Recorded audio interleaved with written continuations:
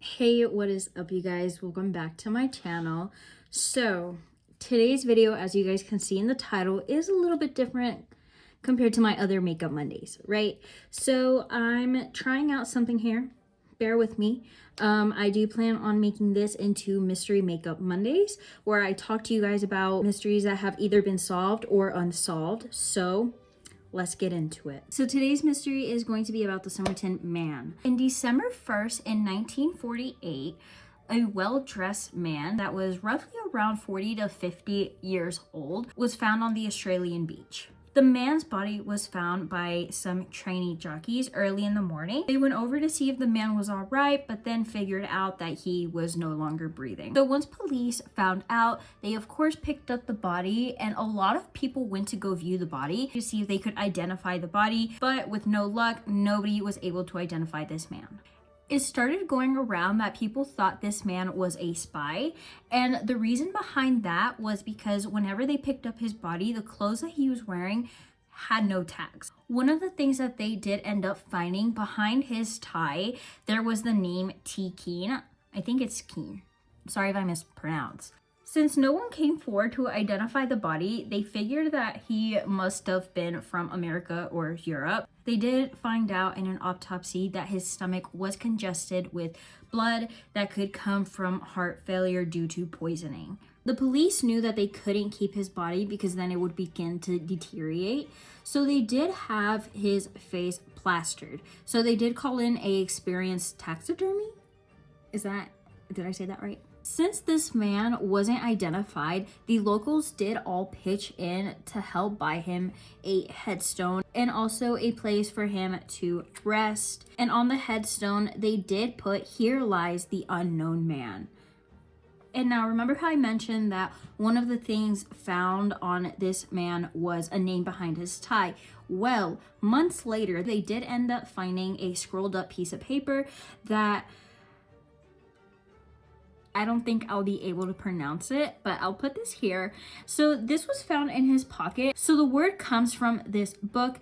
They also did find out that the word actually means the end or the finish. This made people believe that it could have been a possible suicide. A man did come forward saying that he found this one book in the back of his car, and behold, it was the book that he had ripped that little piece off that they found in his pocket. So the police did end up taking in this book. In the back of the book, they also did find these random letterings, and behind this book they found a phone number, and this phone number belonged to a 27-year-old lady.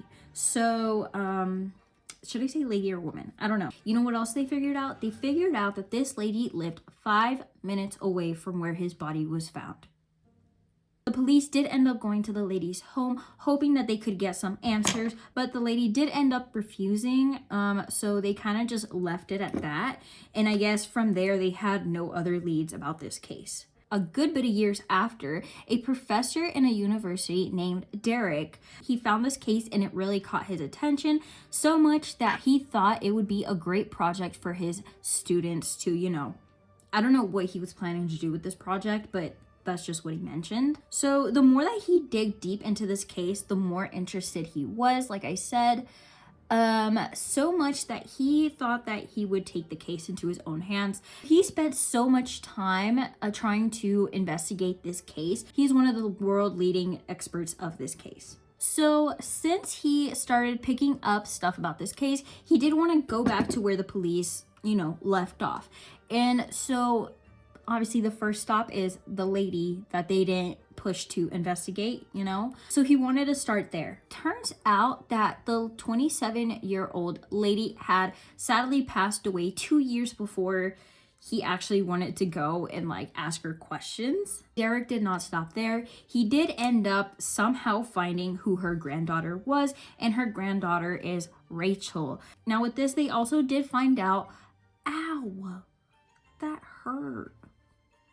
Now with this, they also did find out that the 27-year-old lady's name was Joe Thompson. With this being said, he thinks that the unknown man and Joe Thompson did end up having a son, and that he thinks that the son's name is Rob Thompson, which later married Rachel's mother. So you know. Rachel and Derek actually do end up going out to dinner, and I think they went to a French or Italian, I don't remember which one, but they do end up going to a restaurant to talk more about the case. Apparently Derek asked Rachel for her DNA, and she was like, nobody's really asked me that before, so it kind of like had her shook. But it actually caught her attention that she wanted to help him proceed this investigation.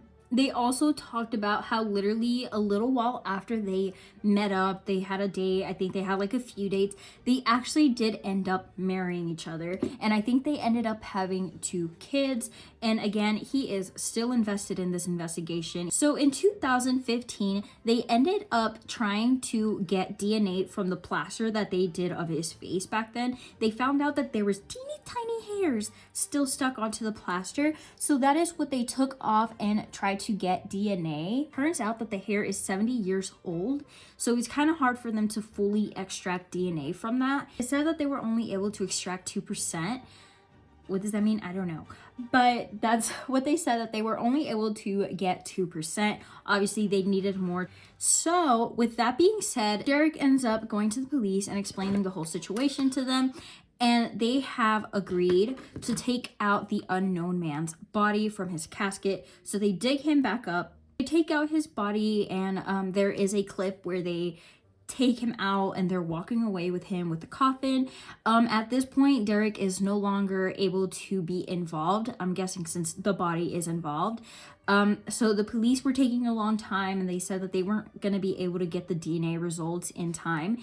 And Derek was so determined to be the one to find out who this person was, since he invested so much time. He literally gave the police like all the stuff that he had figured out. So I don't blame the man, okay?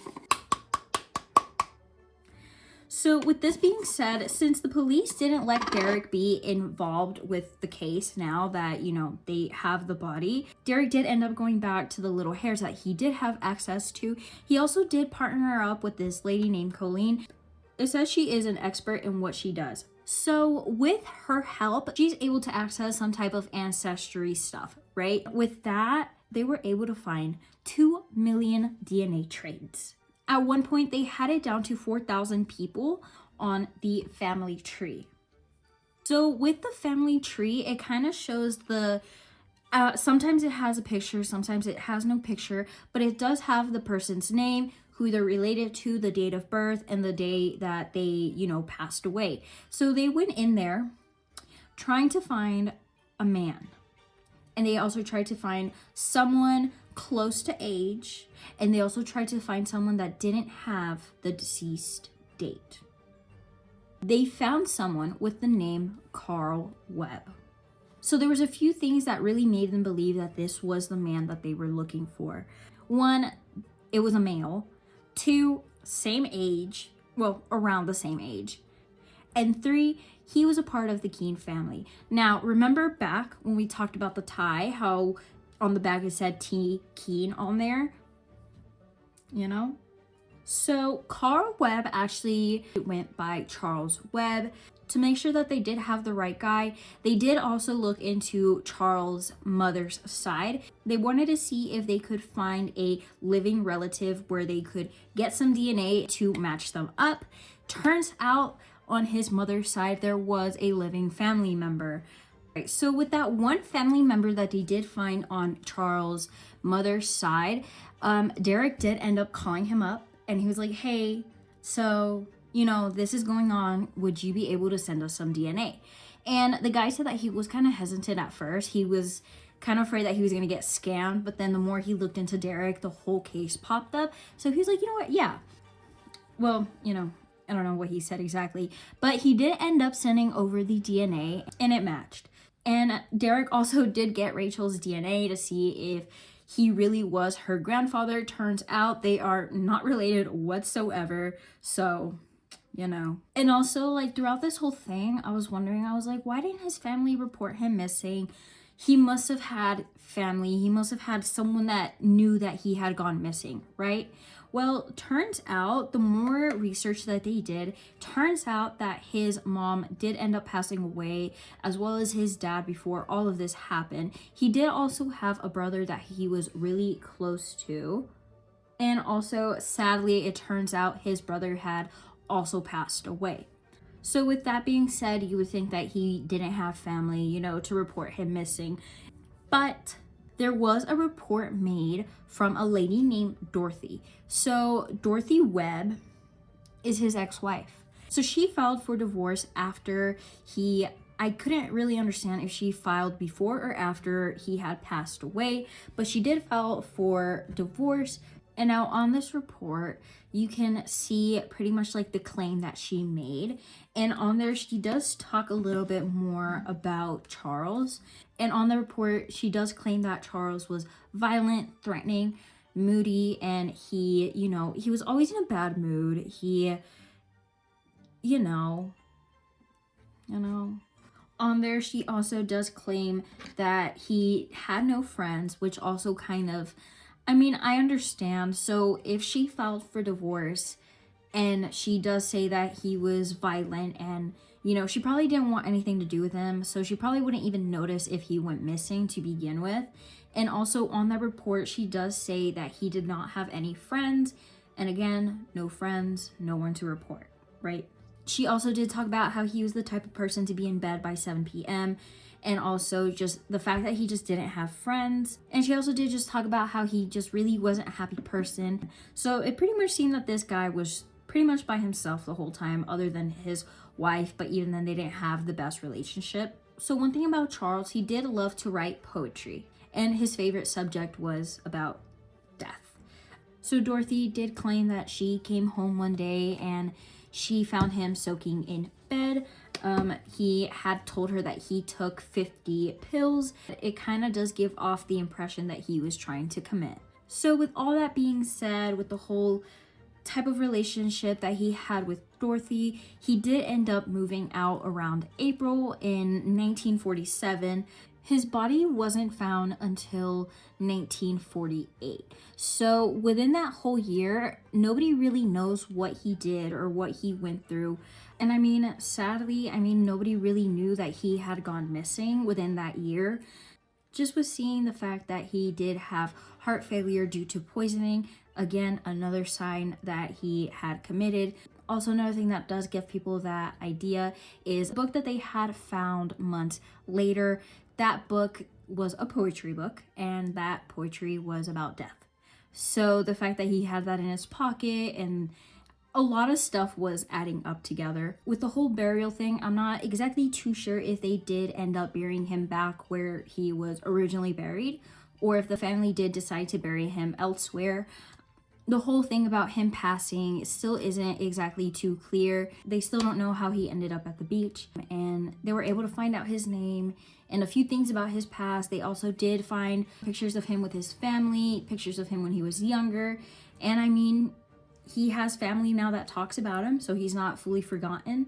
But yeah, that is the end of today's mystery. I really hope you guys enjoyed this. This is my first one, so bear with me. I know I must have probably left out a bunch of stuff. I'm a little nervous, but I will get better hopefully. But this is the look I ended up coming up with. Did it turn out the way I wanted it to? No, but I still think it looks okay. Right.